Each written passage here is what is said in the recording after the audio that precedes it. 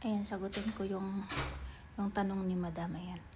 So, sabi niya, mayroon daw siyang jowang Indiano. Pero may asawa sa India, may asawa din siya. Kung yun daw ba ay time pass lang. Medyo mahirap yung katanungan na ito, Madam. So, ganito kasi yan. Katulad ng sinabi ko, yung karamihan sa mga Indian, mga arranged marriage sila, mga napopor sila. Kaya ang nangyayari sa kanila, nagpakasal lang sila dahil gusto ng mga magulang nila, nagkaanak, nagpakasal, ganun. Pero, may mga Indiano na nadidevelop sa mga asawa nila sa isa't isa. Okay, mayroon namang hindi kasi mayroong matapang ang babae or ayaw talaga ng lalaki, ganun. So, kaya pag nakakilala sila ng ibang lahi tulad ng Pilipinas, sobra silang nai-inlove, ayaw nilang bumitaw. Ang problema kasi niyan, ma'am, sa India po kasi may divorce. Pero ang problema is paano niya i-divorce. Kasi napakahirap po talaga ng divorce doon. Kung ang jowa mo, ma'am, ay talaga may paninindigan at ilalaban ka, okay yun. Kasi sa iyo, walang problema sa iyo eh.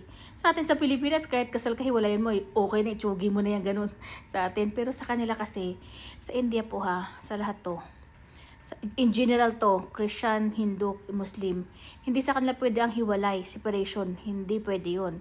Kung ayaw nila sa isa't isa, dapat divorce talaga. Okay? Tsaka sa may mga jowa dyan na mga Indiano na may asawa, magtago kayo. Maraming mangkukulam sa kanila. Pag nahanap kayo ng mga asawa niyan, baka mapakulam kayo. Totoo yun. Mag-search kayo. Ganyan. Ang mapapayo ko sa iyo, ma'am, kausapin mo siya, tanungin mo kung ano yung plano niya sa iyo. Kasi dahil sa mga sinabi mo naman sa akin sa message, mukhang mahal ka naman kasi nagpo-provide siya sa iyo. Tapos talaga ayaw kanya iwan. Mukhang mahal ka niya. Kaya lang, ang problema kasi, ma'am, meron siyang josawa. So, kausapin mo siya, ma'am, kung anong plano niya. Kung ano lang ba, kung gusto niya ba yung kasiyahan lang habang andito kayo sa UAE. Or may plano ba siyang iligwak yung kanyang josawa. At patunayan ka, ganun.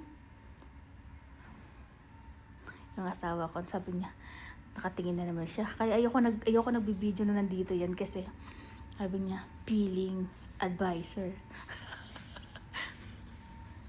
Ganun. So, you're so much bad. 1 minute. So, yun, ma'am. Kasi, wala eh. Ganun talaga, nai-inlove talaga yung mga tao sa... So, yun nga po, bali, ma'am, tawag, kausapin mo siya ng masinsinan. Ano ba yung plano mo? Kasi, ito ha, sa mga kalahi ng asawa ko, mga Indiano, hindi dyan questionable pag sinabing mahal ka talaga nila. Kasi may hinanloob niyan eh.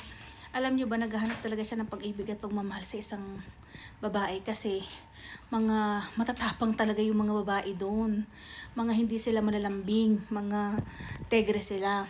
So, feeling ko naman, ma'am, sa sinabing mahal ka, sa'yo kasi wala akong maaano sa'yo kasi sa ating mga Pilipina, okay lang yan, hiwalay mo na asawa mo, ganun, pag di mo na mahal, diba, ganun naman tayo.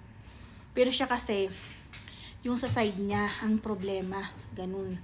Kailangan, matanong mo, usapin mo siya na masinsinan, ma'am, ano bang plano mo?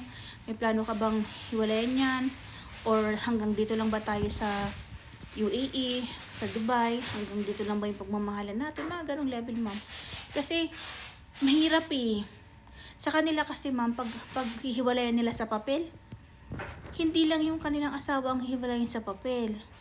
Magde-decide niya ng buong angkan, kakalabanin niya yung buong angkan, yung angkan ng angkan niya, kasi sasabihin ng magulang niya kahihiyan, tas yung angkan ng babae, kaya mahihirapan siya. Pero kung halimbawa naman sabihin, kung ikaw naman ay okay lang sa'yo, ma'am, na mag-enjoy ka lang kasi mahal mo din, mabuti naman siya. So, ganun lang talaga yung pangyayari nun, ma'am. Wala tayong dyan, mga ganun. Mag-enjoy lang po kayo.